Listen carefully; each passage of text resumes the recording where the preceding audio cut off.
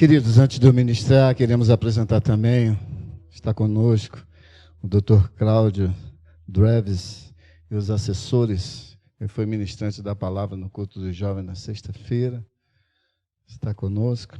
E antes de ministrar, eu queria também dar um recado da CIB, bem rapidinho. Vai ter cantina depois, irmãos, estrogonofe, canjica, empada, espaguete, bolonhesa, caldo, em prol da referência. Só coisa boa. Vai lá, compra o seu e compra o meu também, em nome de Jesus, amém?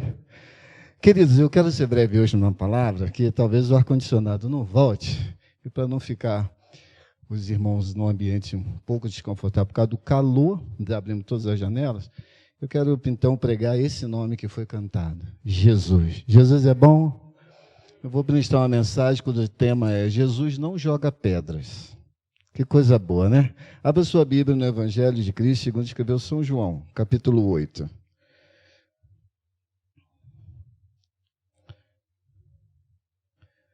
São João, capítulo 8. Evangelho de Cristo, segundo escreveu São João, capítulo 8.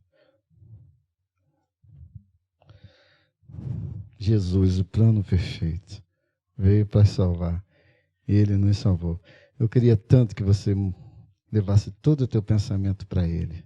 Jesus, Ele é bom, Ele é maravilhoso, Ele é inigualável. E nós vamos ver nessa passagem como Jesus é maravilhoso, Jesus é bom e misericordioso. Os irmãos acharam? Vamos ler, Evangelho segundo escreveu São João, capítulo 8, do 1 ao 11. A mulher adúltera. Jesus, entretanto, foi para o Monte das Oliveiras. De madrugada, voltou novamente para o templo, e todo o povo ia ter com ele. E, assentando, os ensinava. Os escribas e fariseus trouxeram à sua presença uma mulher surpreendida em adultério, e, fazendo-a ficar de pé no meio de todos, disseram a Jesus: Mestre, esta mulher foi apanhada em flagrante adultério, e na lei nos mandou Moisés que tais mulheres sejam apedrejadas. Tu, pois, que dizes? Isto diziam eles, tentando-o, para terem de que o acusar. Mas Jesus, inclinando-se, escrevia na terra com o dedo. Como insistisse na pergunta, Jesus se levantou e lhes disse: Aquele que dentre vós estiver sem pecado, seja o primeiro que lhe atire a pedra. E, tornando a inclinar-se, continuou a escrever no chão. Mas eles, ouvindo esta resposta e acusados pela própria consciência, foram se retirando um, a começar pelos mais velhos até os últimos, ficando só Jesus e a mulher no meio onde estava. Erguendo-se Jesus e não vendo a ninguém, mas além da mulher, perguntou-lhe: Mulher, onde estão aqueles teus acusadores? Ninguém te condenou? Respondeu ela: Ninguém, Senhor. Eu também, lhe disse Jesus, nem eu também te condeno. Vai e não peques mais. Pode sentar-se, muito obrigado.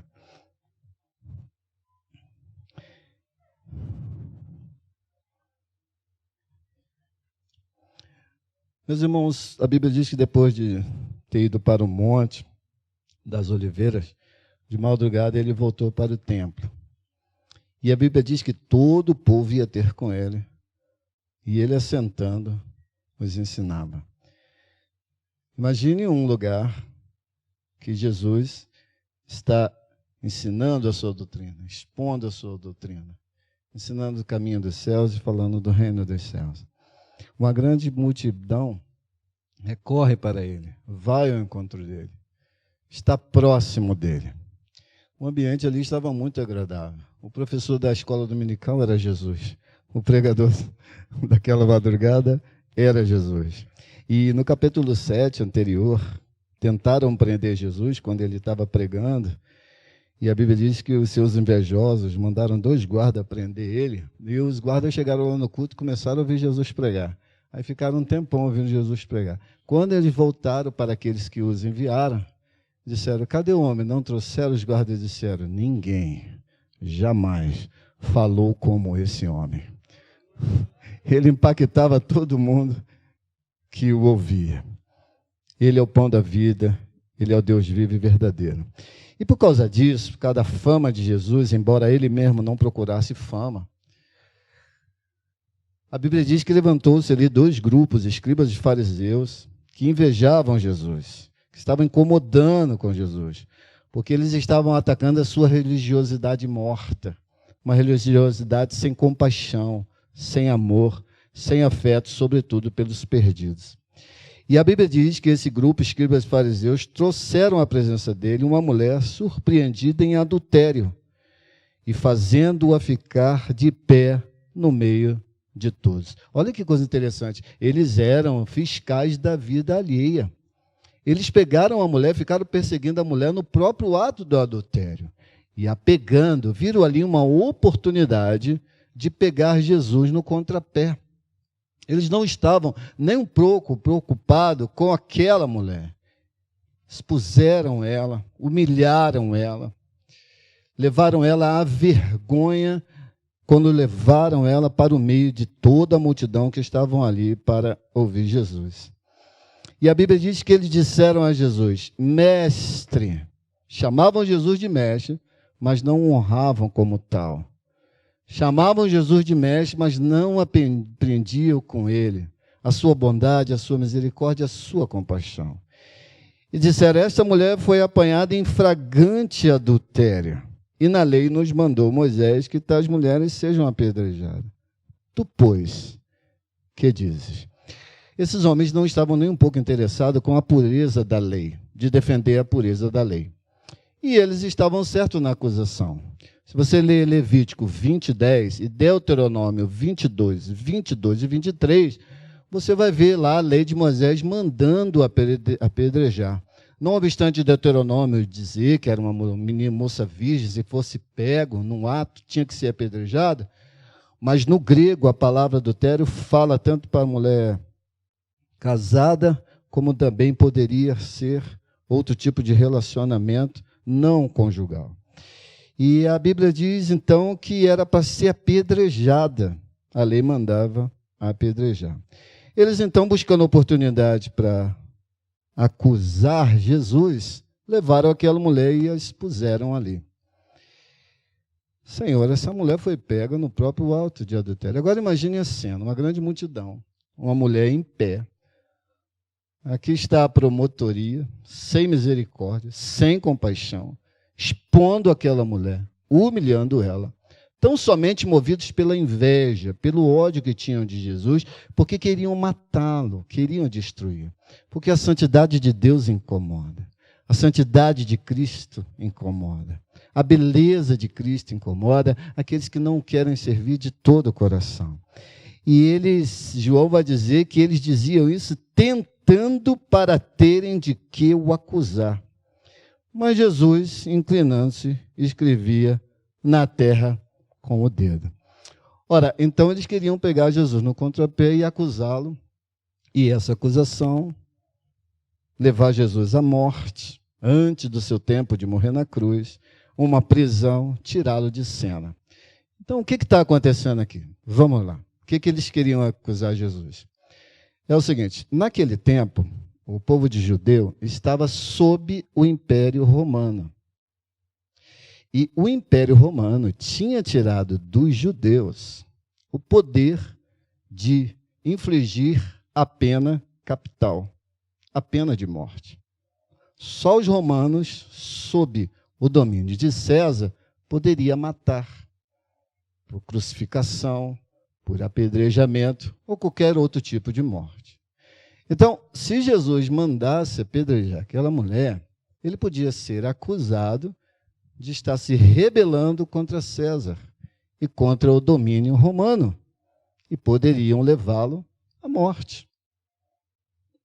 De outra forma, quando eles falam, na lei mandou apedrejar, e tu o que dizes? A lei também mandava apedrejar. Como eu disse, Deuteronômio 22, 22 e 23 está escrito. E Levítico também diz que o homem e a mulher que fossem pegos em adultério seriam mortos pelo apedrejamento.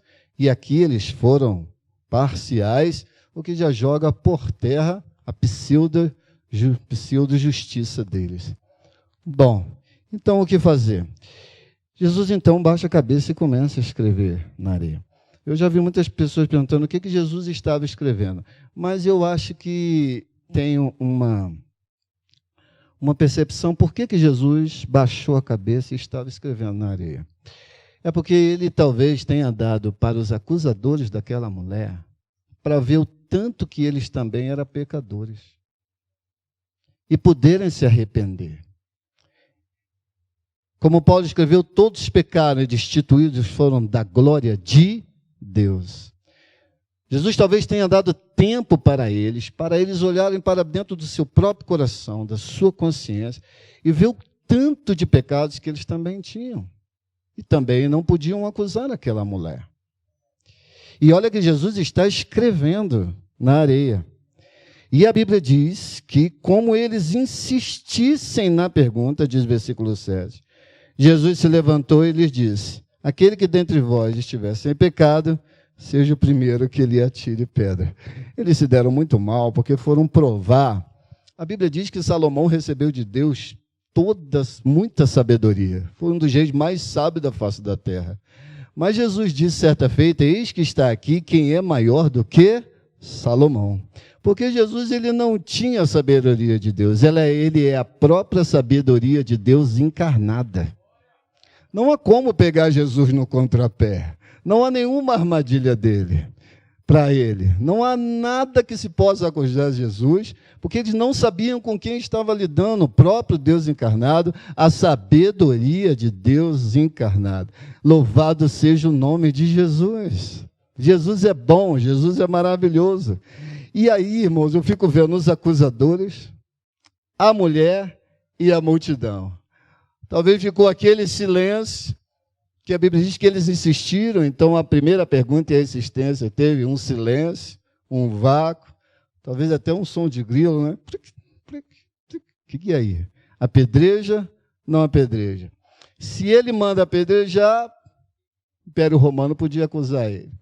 Se ele manda apedrejar também pela lei de Moisés, ele podia ser acusado de não ser compassivo, misericordioso. E ele já tinha pregado o sermão da montanha que disse: bem-aventurados os misericordiosos, porque eles alcançarão misericórdia. Se ele também não manda acusar, não executando a lei de Moisés, podiam acusá-lo também de estar incentivando o adultério, incentivando o pecado, não executando o apedrejamento que a lei ordenava. Então Jesus levanta a cabeça, para de escrever por um pouco, e fala para eles: aquele que dentre vós não estiver sem pecado, seja o primeiro que lhe atire a pedra. Ora, o que Jesus está dizendo aqui em outras palavras? É como se ele dissesse assim, por inferência, para a gente entender: olha, vocês estão certos, a lei manda apedrejar mesmo.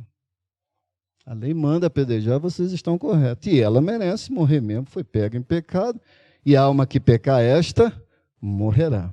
Mas quando Jesus diz que aquele que não tem pecado atire a primeira pedra, ele está dizendo o seguinte: que a mesma lei que exige que essa mulher seja apedrejada, exige também que o apedrejador seja cumpridor da lei.